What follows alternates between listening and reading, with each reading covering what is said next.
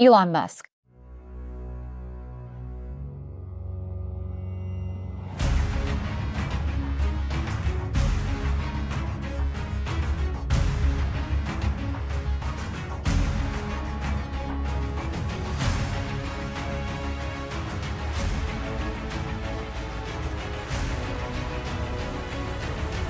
Could earn $1 trillion from Tesla.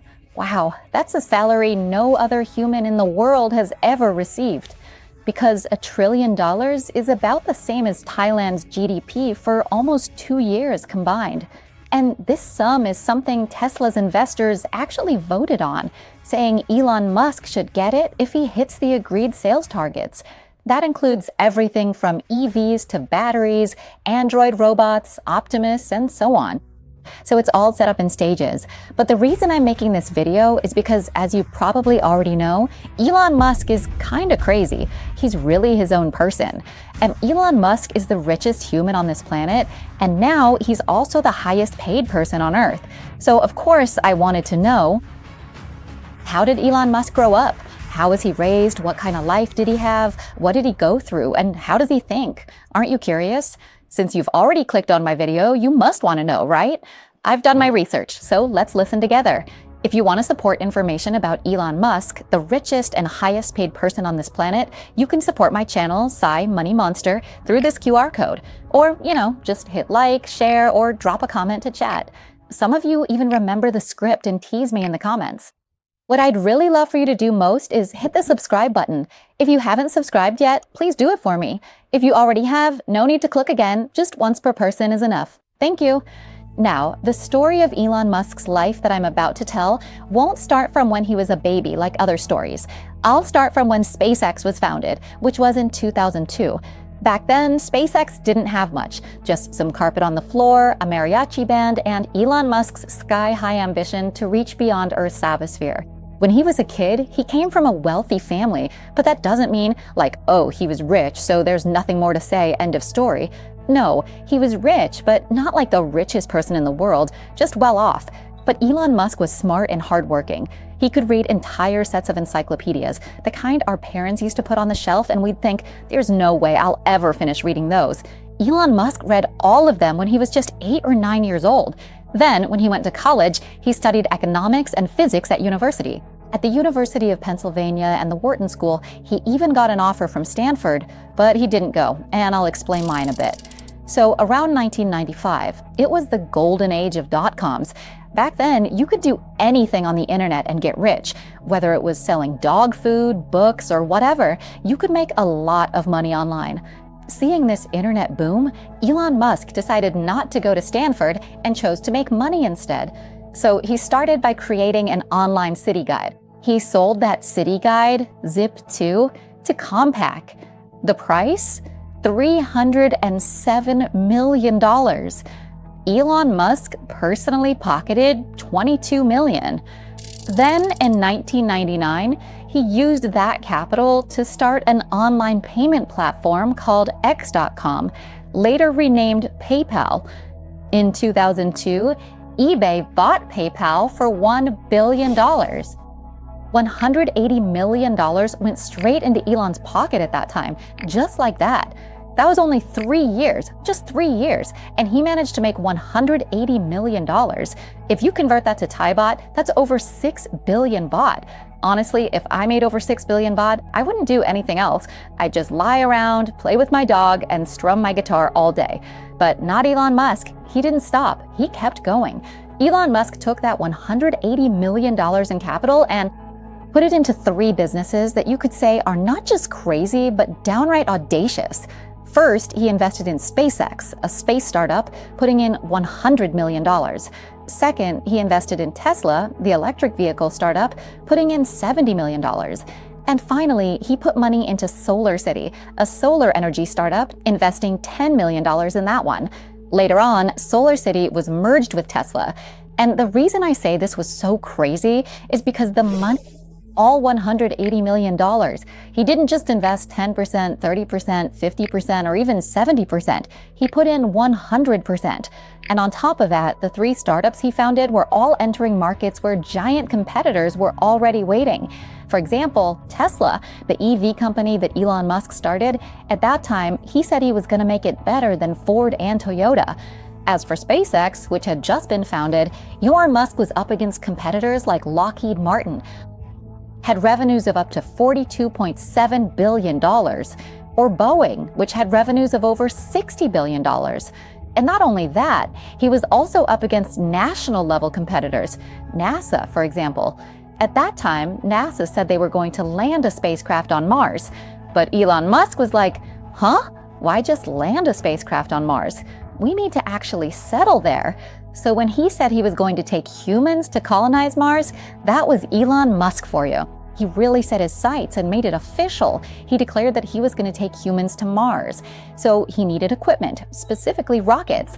At first, Elon Musk said he was going to use modified intercontinental ballistic missiles, ICBMs, from Russia or something like that, to use as launch vehicles to send things to Mars. Once he had the idea, he booked a flight to Moscow to negotiate and try to buy ICBMs. When he got there, he went to negotiate with Russian officials. This is how the conversation went, more or less. It was like, oh, this young guy wants to fly to Mars? Or does he want to start an intergalactic money transfer service? Musk said they found it funny, but he didn't find it funny at all. So he kept negotiating. Can you sell me one? Maybe for $8 million each. Do you know what the Russian official said? $8 million? For that price, you'll only get a paper rocket, but we'll throw in a free bottle of vodka. They asked, want that? The Russian said, we'll sell them for $18 million each. Musk said, no way, too expensive. Can you go lower?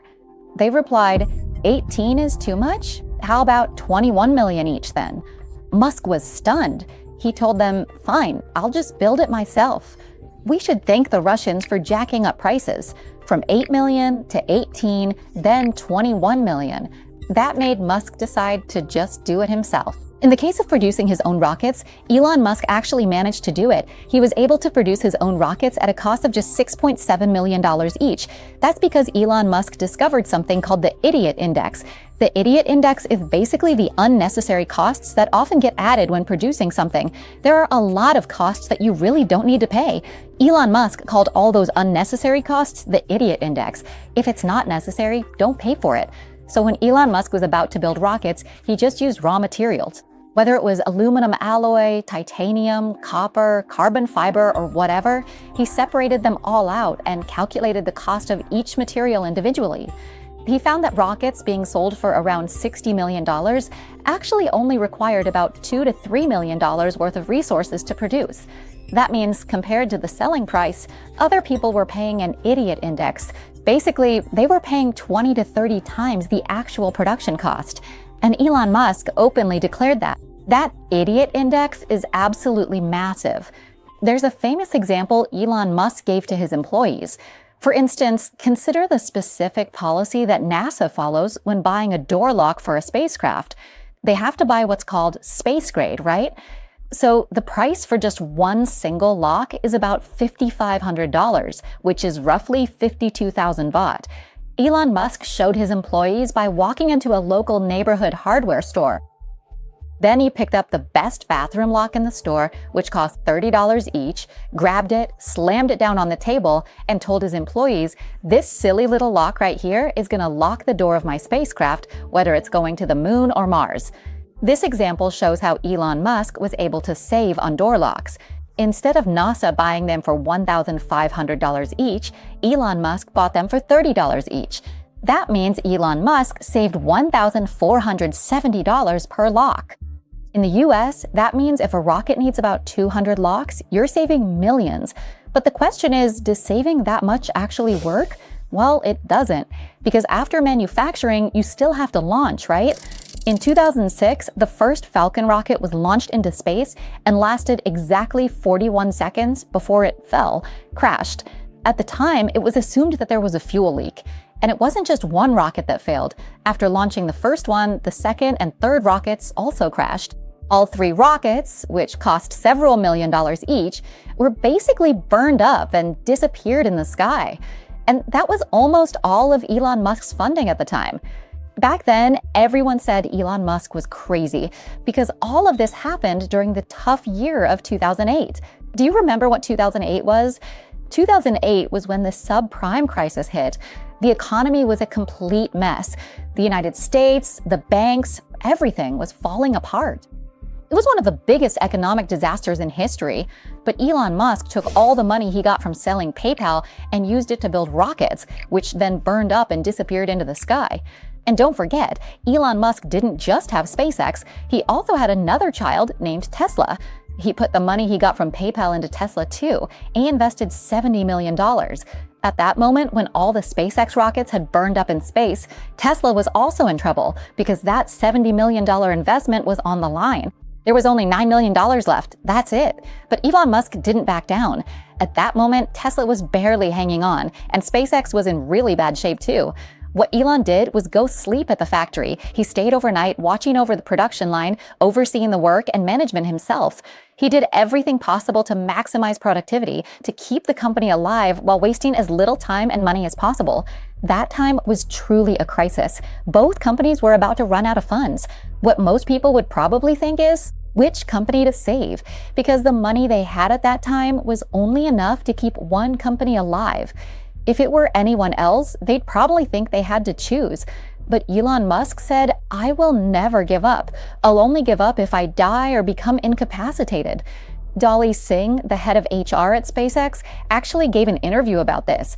She said that when Elon said that, everyone, despite how bad things were, felt like they had to dust themselves off and get back up, come back to work, because there was still so much left to do. She said that Elon Musk's energy made his team and followers willing to follow him straight into hell. Like, all they'd need is some sunscreen and they'd be ready to go. And thanks to Elon Musk's grit and the whole team's perseverance, it seemed like the god of chaos finally started to take pity on him, because on September 28th, 2008, SpaceX, the Falcon 1, soared into the atmosphere once again.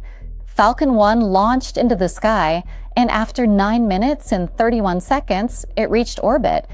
At that moment, the rocket stage separation was successful.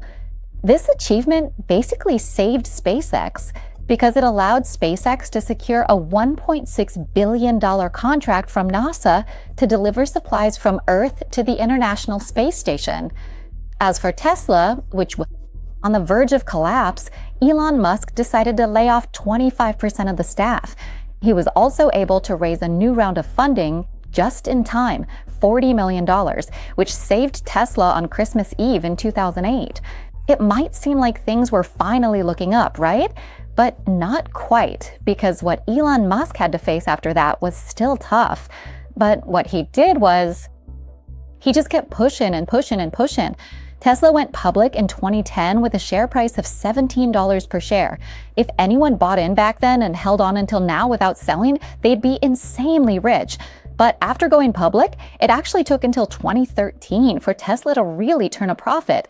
Elon Musk had to get through crisis after crisis and constant ridicule. People saying, what even is this EV thing of Elon Musk?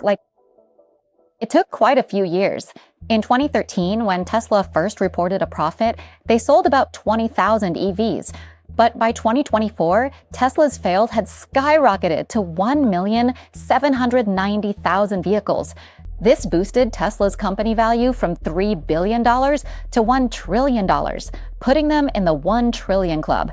As for Elon Musk's plan to establish a human settlement on Mars, that's also making progress. Why? Because first of all, he was the one who managed to design rockets that could launch and then land back at the same spot, just like this, hugging the landing pad.